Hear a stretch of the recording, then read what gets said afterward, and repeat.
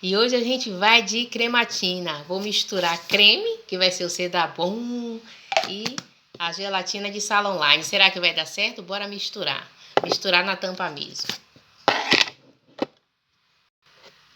Aí aqui, ó, já botei um pouco de creme na tampinha, o creme Sedabom, e vou botar um pouco de gelatina. Aqui, ó. Bora misturar.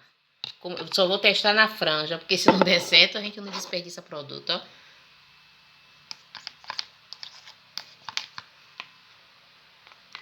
Isso é inédito, né? Essa ideia de crematina era aqui do canal da Preta. Pelo menos não empelotou, né? A gelatina é tão boa que não deu pelota. Diferente do gel. Aí aqui, agora a gente vai testar aqui na franjinha.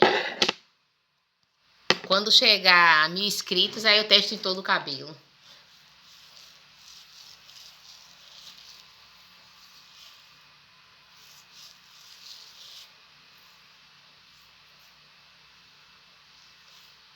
Você testa daí que eu testo daqui.